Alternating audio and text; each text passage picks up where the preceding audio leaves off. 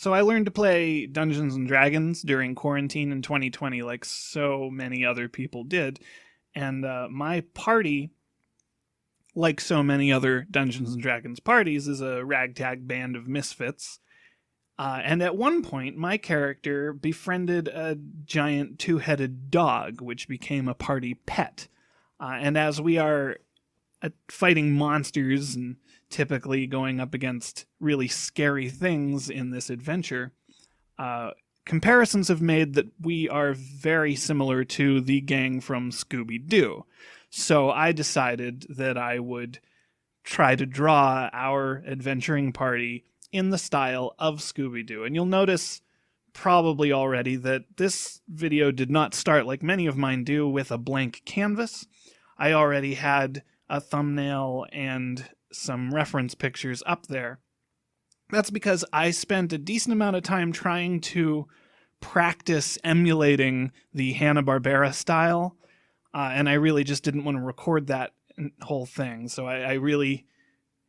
This is not a style I've ever tried to draw in before, so I kind of had to do some garbage pictures before I actually attempted this. But I figured out what pose I wanted to be in before I really started recording. That way I figured I would minimize the amount of time that I just drew things that didn't end up in the final product. So a lot of these characters, I don't want to go into too much detail about who they are because they are not my characters. They are the players in my game's characters, but I can give you a synopsis. We have a gnome wizard that is on screen right now. To his right, we have a halfling druid cleric. Right now I'm starting to ink our barbarian, Goliath barbarian, and the two on the right, my character is the one in the top hat. So I guess I can tell you the most about him. His name is Lord Shalebrook Grimsbane, the Marquis of Ashenburt, which is a fictional land that I made up. And he is very similar to like a Don Quixote or a Lord Munchausen kind of combined together. He is a windbag. He talks forever about his innumerable adventures. He is an old man. Exactly how old he is unspecified because in pretty much every one of his stories, he is already an old man with a lifetime of adventures behind him.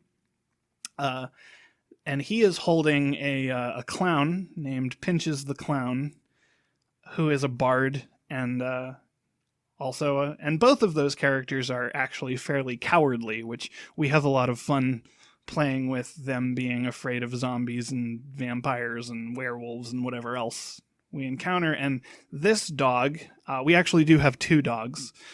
One of them is really little, and he basically belongs to the Goliath, which is fun that the Goliath basically has a small little purse dog.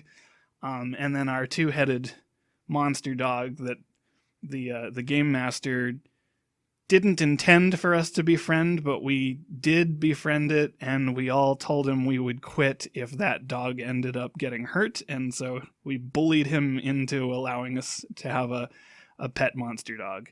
But I am really happy with my impression, I guess, of the Scooby-Doo style.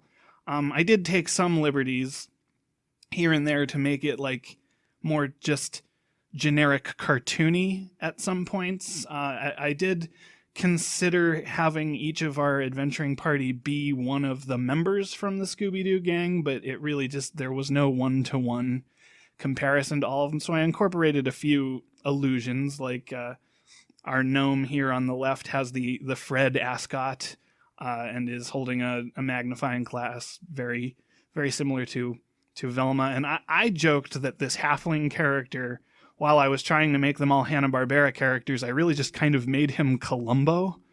But I'm happy with that.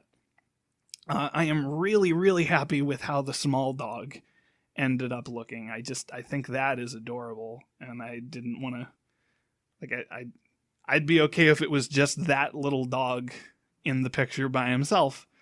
But I like all these characters. The Goliath barbarian I've really kind of just took the face shape from a Frank's. I believe it's the Creeper from one of the episodes of the early seasons of Scooby Doo, and we have the Shaggy Scooby, cowering in fear in the back. And I really should have just done a blank drop shadow. I think I do that in the final version here, because it makes it look like these are inked cells on top of a matte background.